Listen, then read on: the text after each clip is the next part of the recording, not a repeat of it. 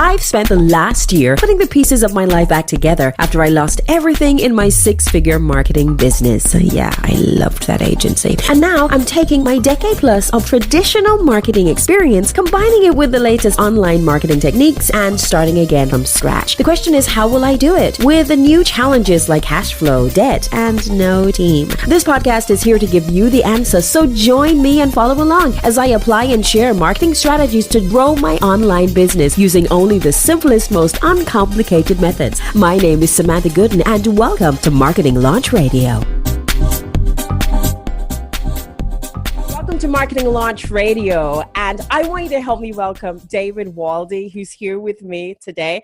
Oh my goodness, David, you are one of the guys that I absolutely honor.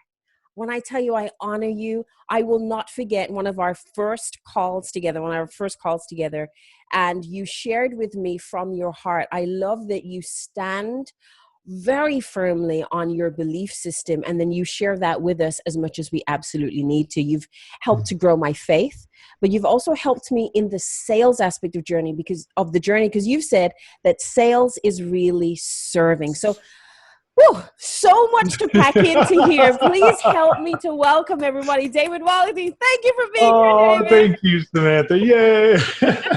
I know, it's like you can hear the crowds in the background. Yeah. Oh my gosh, you absolutely are. You honor me. Thank you so much. It's really a privilege to be here with you, and just everything that you stand for, everything that you are, everything that you do.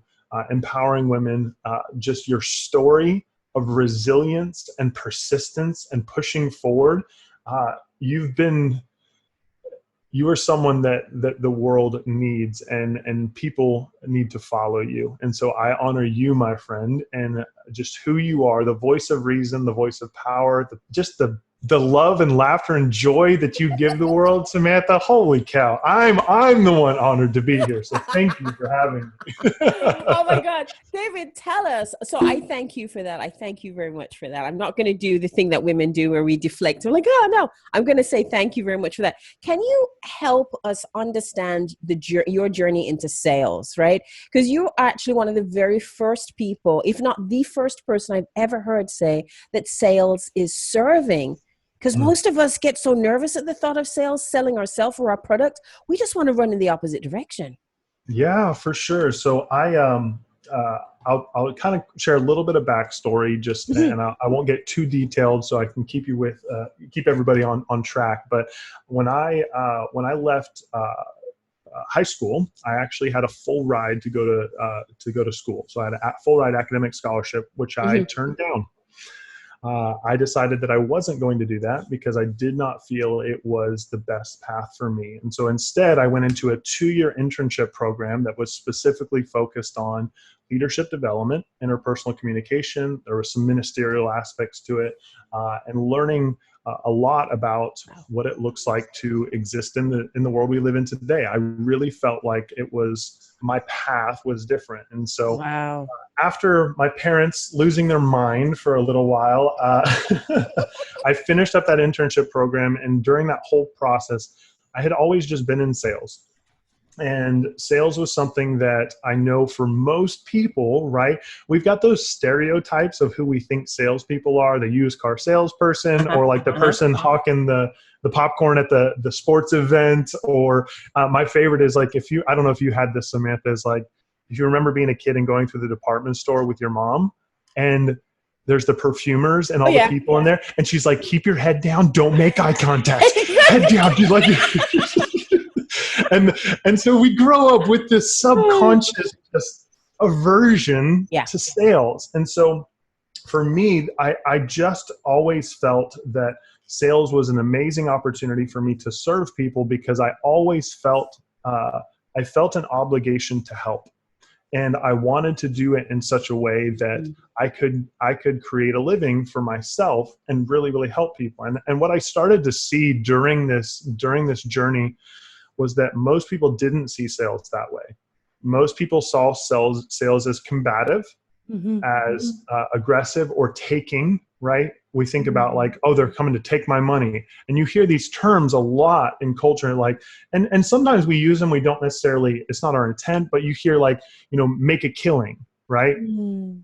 We hear these terms, and what they are is they create these little subconscious paths in our head where it's just reinforcing that aversion to sales. And so the reason that so many people really, really struggle with putting themselves out there and selling in general is they are fearful of being perceived the way that they perceive salespeople. Yes. And oh my God, David, none of the pictures, like I can't tell you one salesperson right now that I can think of that I thought, oh, I just can't wait to meet that person. No, like they all kind of give me that sleazy feeling, and they're not bad people. It's just, you're right. There are mostly negative examples in my head. Okay, so how do you make the transition? How did you make that transition for yourself? Mm-hmm. And how can we make that transition for ourselves?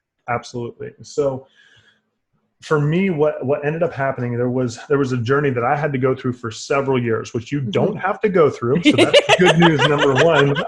A lot of failure, a lot of mistakes, a lot of just trial and error. And so I always had that heart to serve people well. But what I didn't recognize was that I was building a foundation that was based on principles that have existed for thousands of years. And I don't say that to sound hokey. It's true that there are certain principles when it comes to the things in the world today that if you follow those principles, you're going to be able to replicate or reproduce the same result.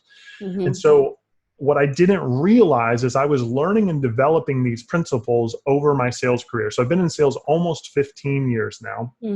And in that, I've spent my entire life obsessing on self-education, books, knowledge, nowadays it's podcasts, right? Learning from those that have been wildly successful in business and sales. So the Zig Ziglars of the world, you talk about, we've got Napoleon Hill, we've got, even in modern day, you've got Seth Godin's, Dave Ramsey's, there's a couple guys out there that I don't really like, but I'm not going to name drop them.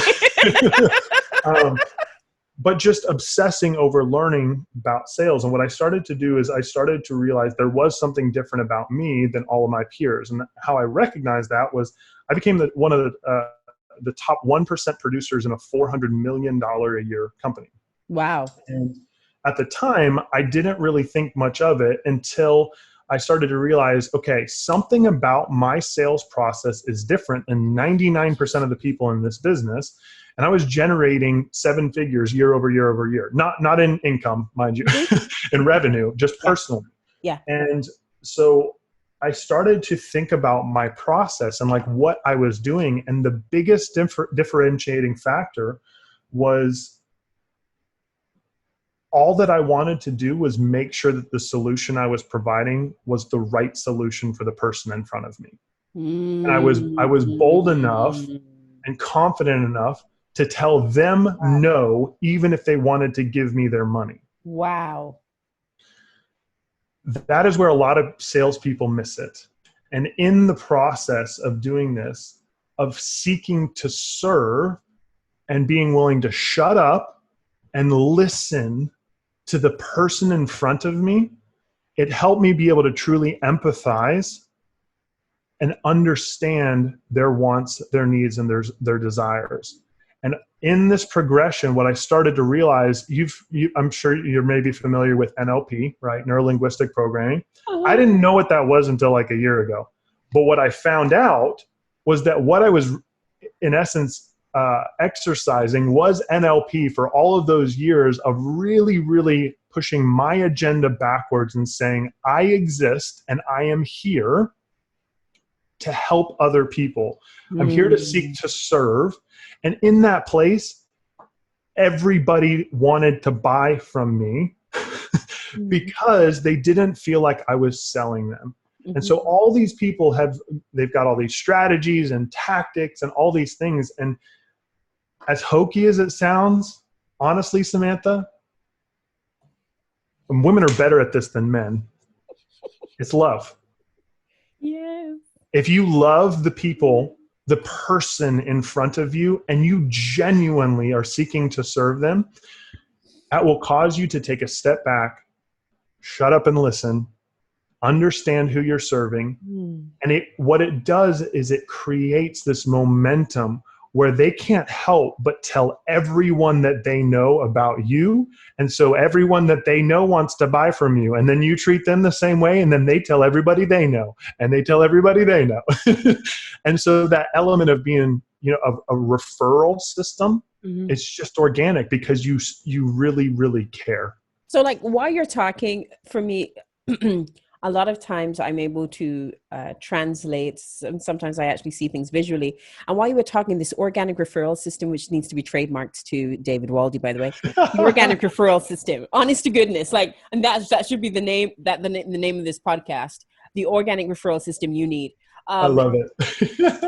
Yeah, because that's exactly what you were saying there. But this aspect of love, right? Sometimes we take love out of the business thing. We take love out of the entrepreneurship thing. In fact, I remember working in my own business to the point where I felt like I was a slave to it. And just before I lost everything about a year and something ago, as well as the company was doing, we were doing 6 figures, doubling revenue year on year. And it was my own company, but I was so drained that I lost the love. How do we maintain the love for the people that we serve? How do we maintain the love for our businesses? Yeah, absolutely. Real life, my daughter was trying to run in here. Aww, that's so cool. Yeah. So when it comes to building that belief, there's really a few different things. You have to, or sorry, not building the belief. You're talking about the love. Squirrel, right? The benefits of, so just so everybody who's listening, this is real life. This is the amazing thing about what we get to do, is that real life continues to go on. And so my daughter just tried to run into my office, and she's screaming outside, if you can hear. When it comes to loving our customers well, when it comes to loving what we do, when it comes to doing what we can to continue to feel that momentum, right? You've got to go through a mental process. You've got to go through, just a second. Sorry. She's screaming so loud. Can you hear her? But it's okay. This is part of what I love. The authenticity of real life. You're doing it. You're doing good. That's fine.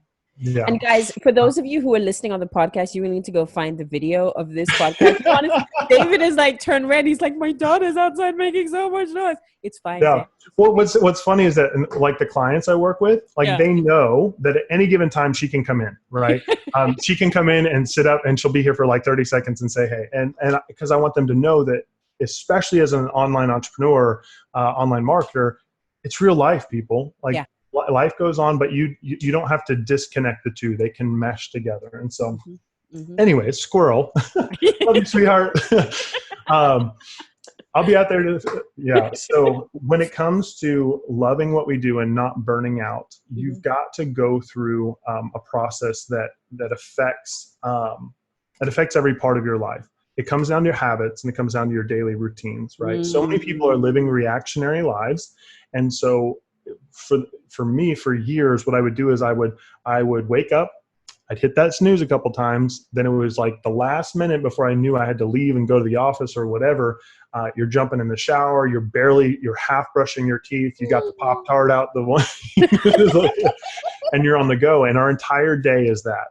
And it's just rushed, and it's frenetic, and it's chaos, and it's just, and that what ends up happening is that we become humans doing, and not human beings, human doings, human beings. We're not present. We're not able to love what we do because there's just so much going on that we don't have systems, routines, and habits in place that we live from intentionally on a day-to-day basis.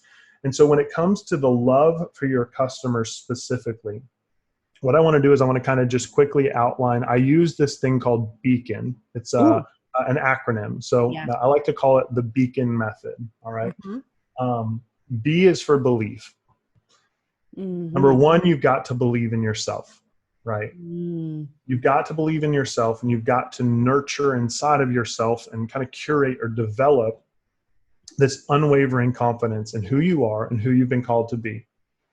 You also have to believe in what you provide. So many people believe in what they provide initially, or they assume that what they provide is what people want or need. Yeah. Yeah. Yeah. Big assumption. You have to know that what you provide actually solves a real problem for people, and build your belief in that. You've got to be your biggest advocate for your brand, and then building belief in those that you're serving. You have to believe in your customers. You've got to believe in your clients. You've got to believe that they have the capacity, the human capacity for greatness. And you've got to believe that they can take whatever your solution is and apply that in their situation and succeed with it. Because if you don't believe in them and you sell it to them, you are doing them a disservice, right? That's B. E, so is empathy. Like I said before, right? You got to shut up and listen. You have to truly seek to understand, right? And there are a lot of ways that you can do this, and a lot of that comes down to the NLP and to the different types of things with how you're asking questions, how you're responding, how you're engaging, how you're interacting with these people that you're wanting to serve, with these leads and prospects. Understanding empathy. Okay. The next one is adaptability. You got to adapt. You've got to be flexible, because every single day, right? And if you have the habits and routines built in that you've been intentional about, you're able to adapt. You're able to be flexible. You're able to respond to what happens rather than react. Most people are living in a reactionary state because they're reacting. Life is happening to them rather than them happening to life, right? And so you've got to be adaptable in your business. The next part is C, right? Communication. You have to keep the lines of communication open between you, your team, your customers, and you've got to put in the work required to develop your interpersonal communication skills. If you don't usually like to talk with people, you probably need to go talk to more people, right? And I know it's something that can be a challenge, but learning how to effectively communicate, especially in the online space. So many people don't understand that there are people that process by auditory learning or visual learning, kinesthetic learning, right?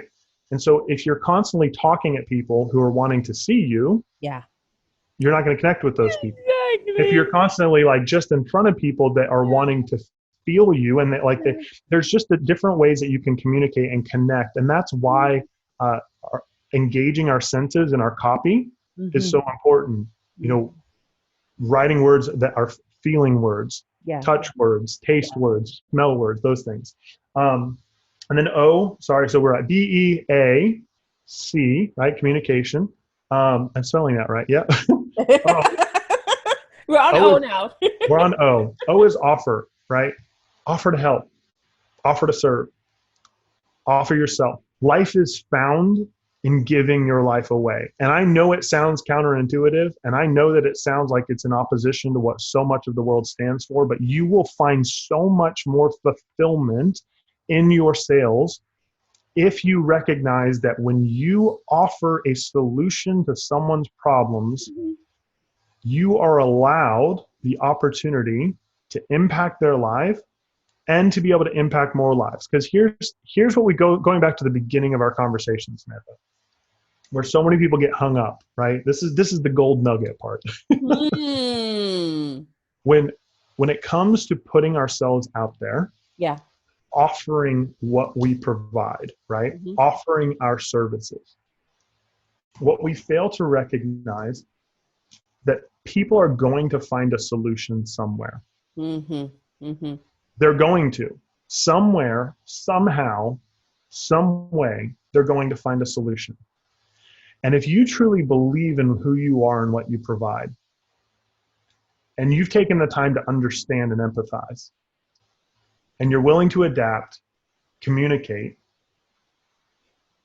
and you refuse to offer to that individual that which can help them, serve them, and equip them with what they need to succeed, you are literally doing them a disservice and screwing them over. I know some people don't like the word screwing, so. No, that's quite fine. Gosh, go to end because I want to go through the entire thing. There was you want to go through the, okay, cool. Yeah.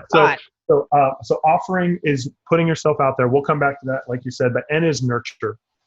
You got to nurture relationships before, during, and after the sale. And where so many people miss it is that they don't continue the relationship after the fact by having some form of communication, whether that's like maybe you have them set up on something that you communicate a month later, 3 months later, 6 months later. Hey friend, just checking in on you. Want to see how things are going for you.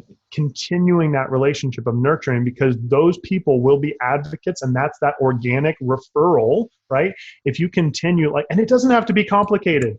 It doesn't have to be anything. It's like, hey Samantha, I know it's been a long time. Just want to let you know you were on my mind today. Be blessed. Have a great day. And what that does is that immediately reignites the know, like, and trust factor. It reignites the rapport. It's like, oh man, that was such a great experience working with David back then, right? That's what I want people to feel. That's what you should want people to feel. Like everyone listening to this, you want the people that when you reach out to them, it's just like, oh man, like I kind of forgot about them, but that was an amazing experience. And that keeps you top of mind for a little while, right? Yeah. Top of mind for a little while. And and then they have conversations with people that might need what you provide. Like, you need to go talk to Samantha. Like, you gotta go talk to Samantha, girl. Listen, David, there are so many things that you are just you're bringing up for me here. I'm so thrilled and excited. I've got like 10 ideas in my head all at the same time. So I'm writing, for those of you you're on listening to the podcast, I actually am waving a green Post-it note right now, right? So I have a whole Post-it note system on my wall beside me. And I'm putting this here because as you spoke about nurture, I have been asking myself this week, how can I serve people better? How can I serve people more? Because I recognize that it is about impact. And if you want to make more money, you want to have more time, ultimately you want to be focusing on impact. And for me, impact is about serving. What can I do to serve? And as you were there talking, I was like, oh gosh, there are multiple ways to nurture. Like that, I'm here taking ferocious notes, David, because this is brilliant. Like seriously, can we go back to that section there about offering to serve? Yeah, because you said life is found in giving ourselves away. Now, as women, sometimes we give ourselves and we actually give too much because we give and we don't get payment for our services, or we're afraid to ask for pay for services. So when you said by giving ourselves away, exactly what do you mean by that? That's a great question. So there have to be boundaries, obviously, when it comes to growing and it comes to serving other people. Where a lot of people make the mistake is that they want to help so much that they just give it all away for free. Right? Yes. But here's the problem, okay? Here's the problem in giving all your stuff away for free and not having clear boundaries and not saying, hey, I'm happy to help you with this one quick thing, but if you would like for my continued help, I'm going to have to charge you for it. We can have a conversation about that, right? Can you say that again, David? Say that again, please. Okay. Wait, which part? The part about saying, hey, I can help you with this one quick thing, but if you want my continued services, hey, you have to pay me for it. Right. So that's my typical rule of thumb is that when someone asks for my help, if it's something that takes me like 5 minutes, I will do my best to either point them in the right direction, send them a link, or to assist with that one thing. But because here's why, is that I'm wanting to show them that I do genuinely care. We can talk, intentions are worthless, right? But if I do that one thing that maybe takes me 5 minutes to do, and then they come back later and say, hey, can you help me with this? I say, hey friend, I was like super grateful you reached out to me, honored before to help with this, but I really can't afford to work for free. My time is, I really have to sustain my business, to take care of. And what ends up happening is if I focus on all these people that are wanting for free, I'm really doing my paying clients a disservice because they pay me to help them. You say that, David? You actually say that? Okay. Wowzers. Oh, I love it. Let me add this too in here real quick, Samantha. So when it comes to the life is found in giving your life away and offering things for free, I want people to recognize that that in offering your services, people are going to want to take advantage of you, no matter male or female, right? People are going to want to take advantage when you operate this way. So you have to be cognizant, aware, and have clear boundaries, okay? When it comes to this feeling of putting yourself out there and that fear of like, okay, I don't know if people are going to receive this. I don't know if I have the confidence. I don't know if I want to do this. The best way to overcome this is to treat yourself as an employee of your business. You work for Samantha Gooden Enterprises, right? What happens is that if we go sell for another company, we're not really attached to it. And you've heard this before. I think they talk about this in Seven Figure CEO. And it's something that's been talked about for years and years and years. High intent, low attachment. We get so attached because sometimes we feel like the product, we feel like what we're selling.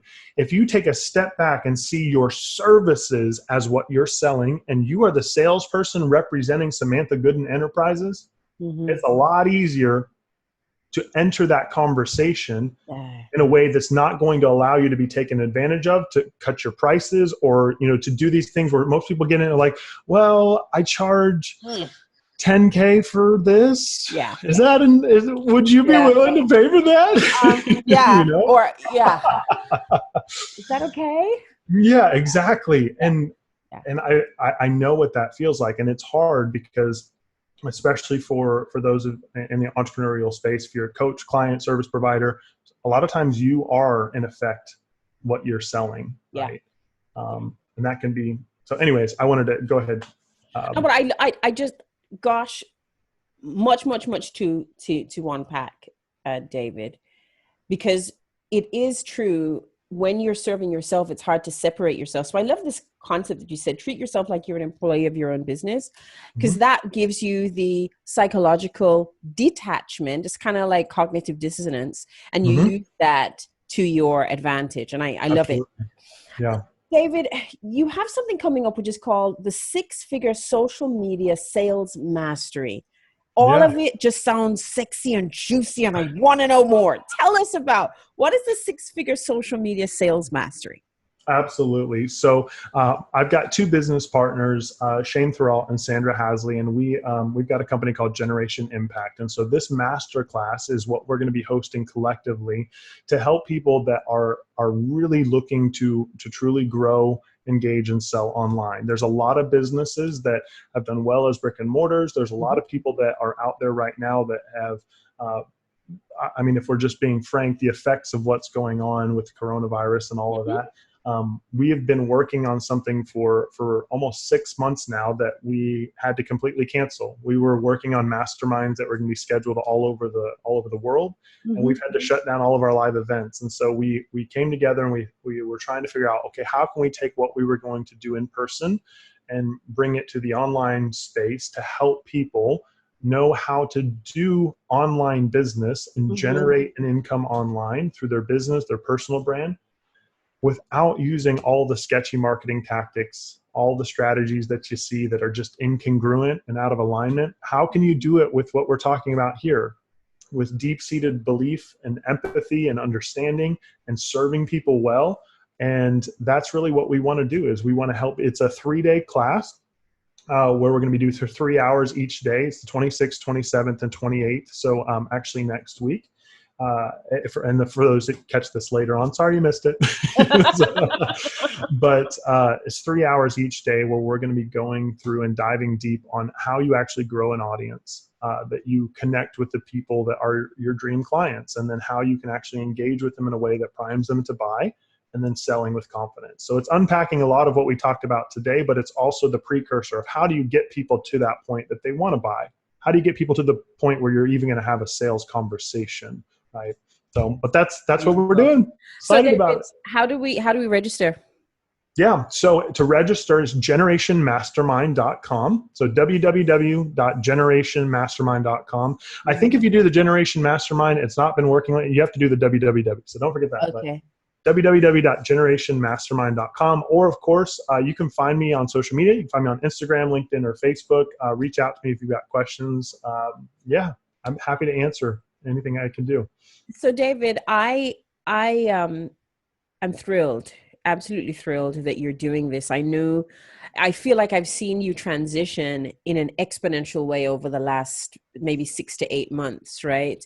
As I've come on this online journey, not just the way that you write, when you talked about writing and putting in the touch words, right? And helping us understand. You're so brilliant at doing that. So I've seen that, and I've seen your posts and been drawn to you from the outside in that way. But then I've seen the way that you have really taken personal development seriously and grown yourself with Dean Graziosi and Tony Robbins. And in fact, I can't have you leave here without sharing a bit of that experience, because in the online journey, you just don't know where it's going to go and where you're going to wind up. But I've seen that you just kept showing up and opportunities kept showing up too. And it seems like you took the bull by the horns every single time and just kept going. So tell us a bit about that. Well, Samantha, I know you can attest to this, is that a lot of people are looking for the success pill. They're looking for what they can do to as much as they don't want to call it the get rich quick, everybody sees the shiny objects and those things. And what you've seen and what I've seen and what's proved true over and over again is what we talked about before, is the principles and developing habits and daily routines. It's consistency, it's persistence. You and I both been through hell and back in our own different ways, right? And everyone just, sometimes people just see like the good, and they don't see the tears. They don't see the pain. They don't see the struggle and the consistency and putting in the work when you don't feel like it, and the lost contracts and the people making decisions, backing out, the betrayal, all the stuff. And so for me, in this journey, I've had doors open that only opened because I was committed. I made a decision, I committed, and I did everything that it took to put in the work required. Mm-hmm. And so I have this phrase I use all the time, is say, never stop becoming. Yeah. And put in the work required to see your dreams realized. A lot of people don't understand that it's as simple as making a decision and committing. I have been so fortunate. I am a part of one of Tony Robbins and Dean Graziosi's speaking and training teams. And so it's one thing that I love to do, of helping business leaders to launch their business, scale their business. There's a number of things in that. But that opportunity, quick little story just to end us out, Samantha. This hopefully will go for it. Come on, David. So last year, when I was transitioning out of, transitioning out of the corporate world. So I had the stuff, right? 6-figure job, company car, glass corner window, like office, that whole thing, right? And went through some massive betrayal. My wife and I dealt with a miscarriage. There was a lot of stuff that happened during that time and season, and I knew that it was my time to transition. And so I started my business in February of last year, and I started to build, and it was hard because I would work, my normal 50, 60 hours at the office, and then I'd come home, spend time with my, at that time, daughter and wife. And I've got a little boy now who was just born. But I would grind. I would work from like 9:30 until 1 or 2 in the morning, and it was brutal. But I was so desperate, and I was committed to the process, to figuring it out, that I did whatever I could do to learn and grow and absorb from those that I saw that were succeeding in building an online business. Mm-hmm. Well, fast forward, the day that I turned in my 2-week notice, I'm not exaggerating, I'm walking to my truck after a very emotional, like I'm scared, right? Because my wife's stay-at-home mom, so single income family, 6 figures to 0, real quick, right? I'm walking to my truck and I get an email. I remember it's like, I can show it to you on my phone. It's like 4:57 or 4:58. I remember, David. I remember this. Oh God!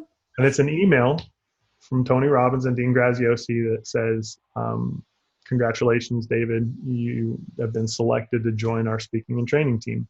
And there was a lot of emotions that day. I'll tell you what. But it was because I was consistent to show up day in and day out. People are trying to look for all the opportunities rather than just focusing on the person in front of them, the task in front of them. Frozen 2. I've seen Frozen 2 about 4,000 times in the last 2 months because my daughter, she's 2 years old. But there's a song in there, right? It talks about doing the next right thing. Yeah. You've got to continue to do the next right thing, put in that work. It's consistent daily action. And you've seen this too, Samantha, is when you do that and you focus on one person and serving them well and loving them well and working on yourself more than anything, the opportunities just present themselves. You can call it law of attraction or whatever you want, but it just happens. Yeah. And it's amazing. It's an amazing, amazing, amazing journey. David, there's a grace about you, and I'm so blessed that I can call you brother and friend, and to hear you share the story this way. I want as many people as possible to come find you. So please do find David Waldy. The link for the training will be in the show notes. I'll also be pushing it on my personal page. I have one more thing to ask you. If, David. Yeah. And if you were stranded all by yourself, by your lonesome, on a desert island, what's the one thing that you would need, David? The one thing you'd need to keep you happy? Do you want the fleshly human answer or the spiritual answers? I mean, just give me an answer.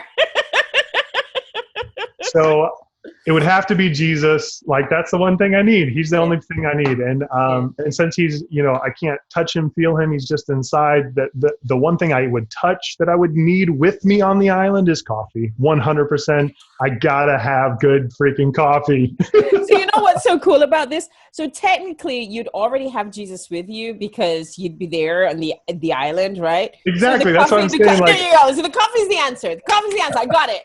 Coffee. Yep. Definitely coffee. What kind of coffee do you like, David? Oh, that's a really good question. I would say that probably it would not be Starbucks. No offense, Starbucks. Gosh, please get your Pike Place roast figured out. So I think that probably some of the best coffee I've ever had is actually this little place called Twin Valley Coffee in Pennsylvania. Wow. And they have this combination that sounds crazy. It's a cold brew lemonade that is coffee and lemonade. It sounds insane. I know. I get it. It is a spiritual experience.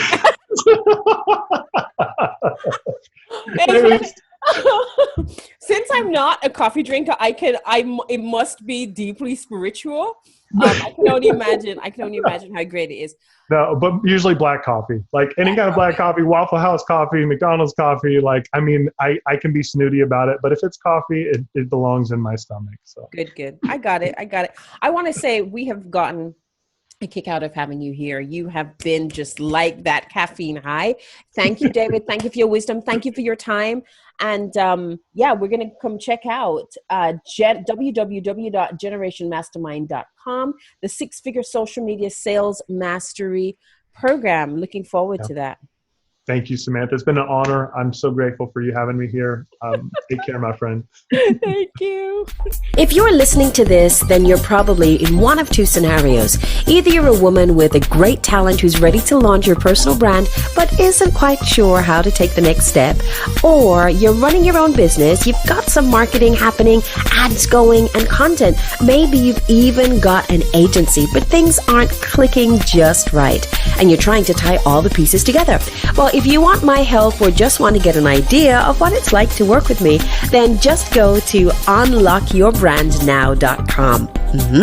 I believe in simplifying marketing and making it a process that's very, very easy. But I'm also on a mission to help every woman that I can launch her personal brand or her business brand in 21 days or less. So go to unlockyourbrandnow.com and go check it out.